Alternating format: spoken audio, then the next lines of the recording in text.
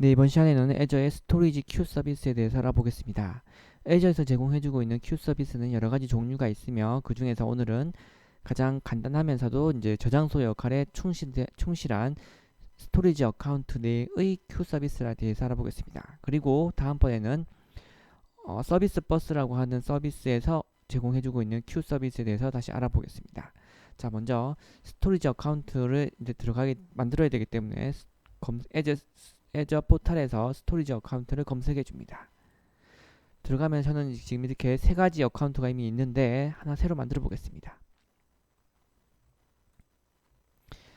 리소스 그룹을 적당히 선택해 주고 스토리지 어카운트 이름을 정해 줍니다. 여기서는 이제 이 이름을 가지고서 URL이 만들어지기 때문에 그냥 테스트 이런 거 쓰면은 안 됩니다. 똑같은 이름이 나오기 때문에 저는 그래서 developer y sa2 이렇게 developer y sa2라고 했습니다. 그리고 뭐 테스트용이기 때문에 별로 중요하진 않는데 이렇게 놔두겠습니다. 자, 그렇게 해서 이제 크리에이트를 해주고요. 자, 그러면은 얼마 걸리지 않습니다. 만들어지는데. 자, 이렇게 해서 이제 곧 만들어질 것이고,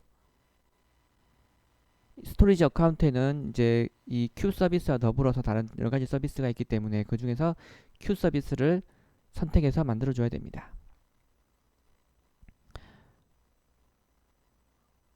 네, 만들어진 데까지 조금 시간이 걸리니까 좀 기다려 보겠습니다. 자, 만들어졌네요. 자, 이렇게 해서 developer y sa2라고 하는 스토리지 어카운트가 만들어졌으며 여기 보면은 데이터 스토리지에 보면은 queues라고 있습니다. 그래서 요걸 누르면은 큐를 만들 수가 있습니다. 그래서 저는 데모라고 하는 큐를 하나 만들어 보겠습니다.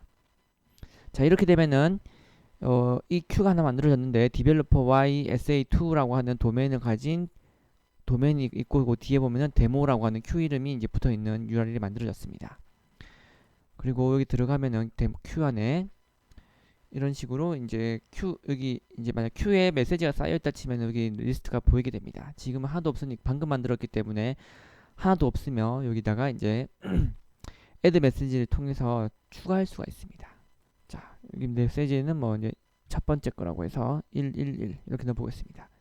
그리고 베이스 64로 이제 인코딩해서 메시지를 넣을 거냐 하고 되어 있는데 이거는 이제 단순 아스키 코드라서 이제 굳이 베이스 64로 인코딩 할 필요가 없으니까 저는 이렇게 빼도록 하겠습니다.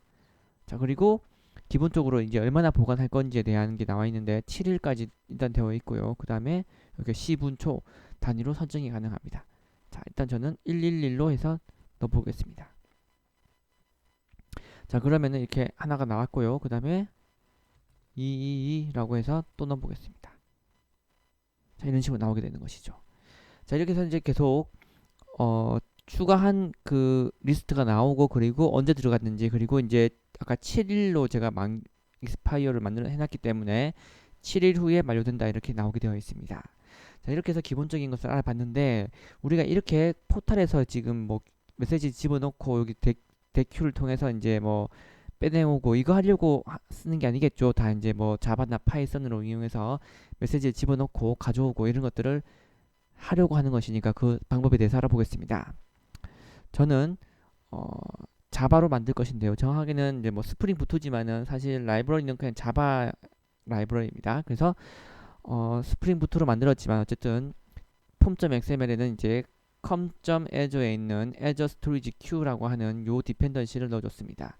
그래서 이걸로 사용할 것이고요. 그리고 테스트를 위해서 이제 뭐 컨트롤러는 이제 그 데이터를 집어넣는 메시지 집어넣는 REST API 그리고 가져오는 REST API 뭐 조회하는 REST API 뭐 지우는 REST API 뭐 이런 것들을 좀 만들어 봤으며 만들어 놓았고 그런 것들은 이제 뭐 그 스토리지 큐와는 상관없으니까요. 그리고 실제 사용하는 방법에 대해서 알아보겠습니다.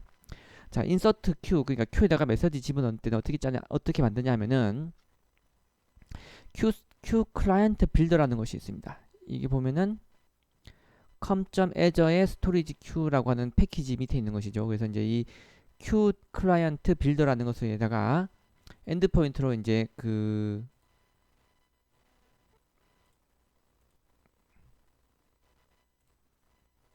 자, 이거를 복사를 해옵니다. 이게 여기다가 집어넣을 거니까요. 해서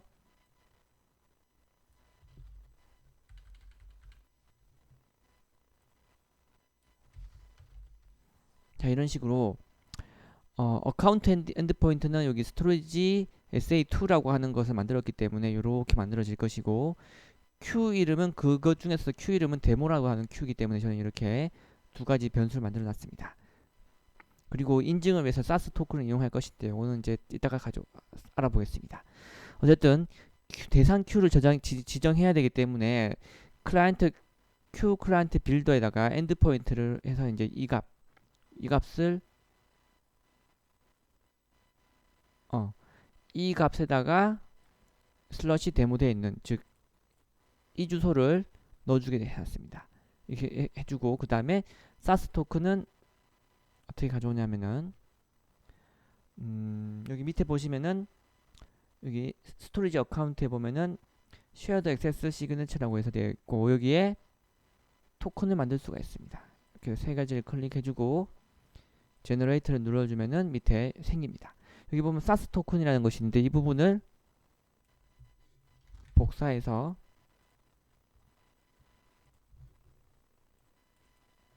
여기다가 채워줍니다.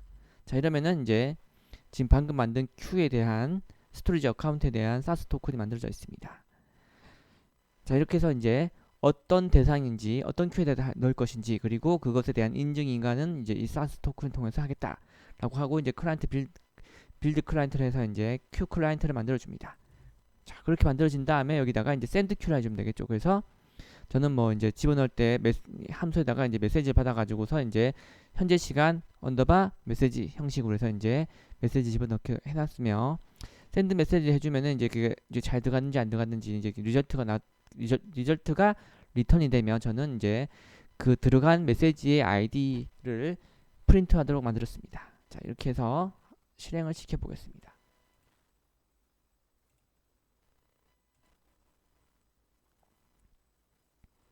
컨트롤러 잠시 보면은 뭐 별거 없습니다. 인서트를 아까 보면은 이렇게 인서트 Q라고 하는 그 패스에다가 메시지를 집어넣어 주면은 이제 여기 아까 만든 인서트 Q를 호출해 주는 겁니다. 웹브라우저에서 간단하게 테스트하기 위해서 그냥 포스트 매핑을 써야 되는데, 원래 의미상으로는 인서트니까 저는 그냥 get 매핑을 이용했습니다. 자, 여기서 이제 스프링 부트는 이제 8080 포트를 열고 있기 때문에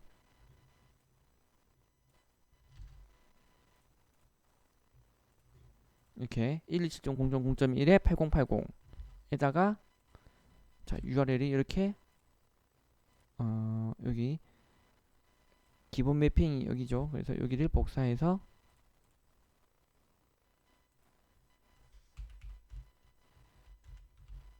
네, 이렇게 해서 메시지 값에다가는 AAA 자, 이렇게 넣어보겠습니다. 자, 그러면은 그 메시지가 추가되었고 그 추가된 메시지 아이디가 이렇게 표시가 되는 것이고요. 실제로 Q에서도 이렇게 아까 111, 2 이렇게밖에 안 들어가 있었는데 이렇게 방금 넣는 여기 현재 시간 그리고 언더바 그리고 실제 문자열 이렇게 해서 들어가는 것을 알 수가 있습니다. 네, 이렇게 해서 이번 영상에서는 그 Q를 만들고 거기다가 이제 하나 인서트하는 것을 알아봤고요. 다음 영상에서 조회하고 삭제하고 이런 것들에 대해서 더 자세하게 알아보겠습니다.